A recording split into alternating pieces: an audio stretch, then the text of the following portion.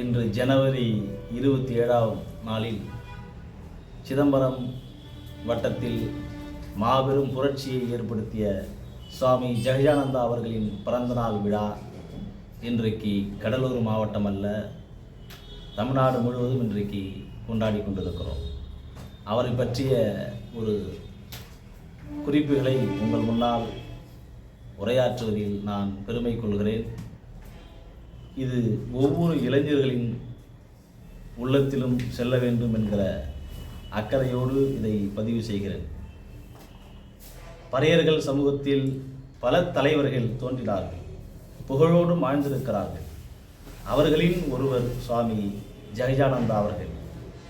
இந்தியாவில் சிதம்பரத்தில் ஓமகுலத்தில் நந்தனாருக்கு மடம் அமைத்து நந்தனாரின் வரலாறுகளை உலகறிய செய்த ஒரு மகத்தான தலைவரும் ஆவார். அவர் கல்வி, ஆன்மீகம், அரசியல் என பல தளங்களிலும் அவர் பணியாற்றி வந்திருக்கிறார் என்பது குறிப்பிடத்தக்கது. ஆகவே ஒவ்வொரு இளைஞர்களும் நந்தனார் அவர்களை ஒரு ரோல் மாடலாக வைத்துக்கொண்டு ஒவ்வொரு இளைஞர்களும் அதை பின்பற்ற வேண்டும்.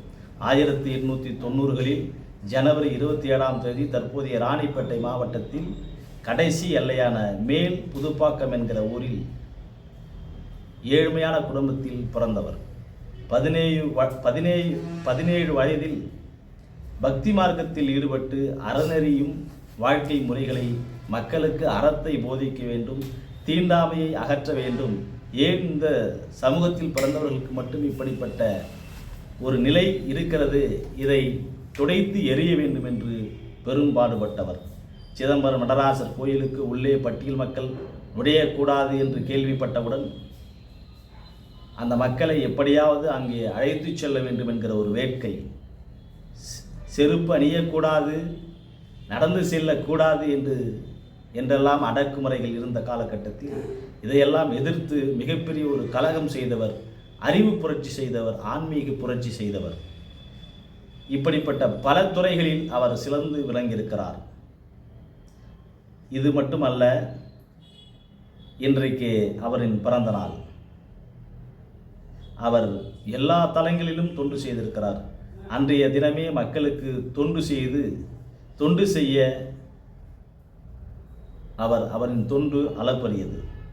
1911 நந்தனார் பள்ளியை சிதம்பரத்திலே அவர் தொடங்கினார். நந்தனார் அவர்களின் பெயர்களில் அந்த பள்ளியை தொடங்கி இன்றைக்கு பல பேர் அதில் பயன்பெற்றிருக்கிறார்கள். அங்கே படித்தவர்கள் இன்றைக்கு மருத்துவத் துறையிலும் சரி, கல்வித்துறையிலும் சரி, எல்லா துறைகளிலும், அரசியலிலும் பல்வேறு முனைகளில் தங்களின் களப்பணிகளை, பங்களிப்புகளை செய்திருக்கிறார். இன்றைக்கு ஏகப்பட்ட ஆயிரக்கணக்கான நபர்கள் அங்கே பயின்று இன்றைக்கு அரசு அலுவலகத்தில் ஆட்சியாளர்களாகவும், அரசு அதிகாரிகளாகவும், அரசியல்வாதிகளாகவும் உருவெடுத்திருக்கிறார்கள். நந்தனாரின் அந்த முயற்சி, நந்தனார் பள்ளியால் அது தொடங்கப்பட்டது. 1926, 1932 வரையில் ஆதி திராவிடர் மகாஜன சபை மூலமாக சட்ட மேலவை உறுப்பினராகவும் அவர் பணியாற்றியிருக்கிறார் என்பது குறிப்பிடத்தக்கது.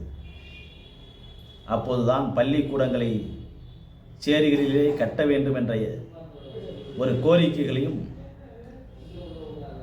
மாகாண வருமானத்தில் 5இல் ஒரு பங்கு பட்டியல் மக்களுக்கு நலன் சார்ந்த செலவிட வேண்டும் என்று மாகாண நீதிமன்றத்தில் நீதிபதி நியமனத்தில் இடஒதுக்கீடு வேண்டும் என்ற அவர் விடுத்த கோரிக்கை மகத்தானது. இடஒதுக்கீடு என்பது எல்லா துறைகளிலும் இருக்க வேண்டும், அது நீதித்துறைகளிலும் இருக்க வேண்டும் என்ற கோரிக்கை அவர் முன்வைத்திருக்கிறார்.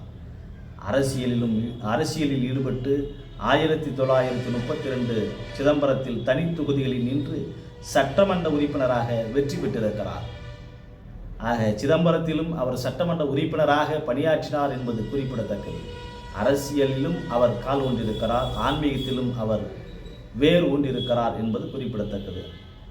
1936, 1959 ஆண்டுகளில் தொடர்ந்து 34 ஆண்டுகள் சட்டமன்றத்தில் பட்டியல் இன மக்களின் உரிமைக்காக போராடினார்.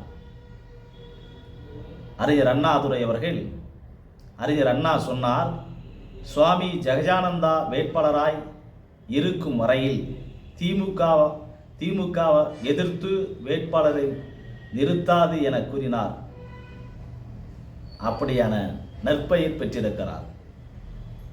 அறிஞர் அண்ணா சொல்லுகிறார், சிதம்பரத்தில் சுவாமி ஜெகஜானந்தா இருக்கும் வரையில் யாரும் வெற்றியடைய முடியாது என்று அவர் உணர்ந்திருக்கிறார். அண்ணாமலை பல்கலைக்கழகத்தில் தமிழ் வழி கல்விக்காக போராடினார். சிதம்பரம் அண்ணாமலை பல்கலைக்கழகத்தில் பாபா சாஹிப் அம்பேத்கர் அவர்களின் கருத்துக்களை ஏற்று இரட்டை குவளை முறையை அவர் எதிர்த்து போராடினார். இப்படி பல்வேறு கட்ட தளங்களில் அவர் தங்களின் பங்களிப்புகளை செய்திருக்கிறார். அப்படிப்பட்ட மகத்தான தலைவர் பிறந்த நாளில் அவரை பற்றி சிறு குறிப்புகளை உங்களிடத்தில் சொல்லுவதில் மகிழ்ச்சி அடைகிறேன். நன்றி, வணக்கம்.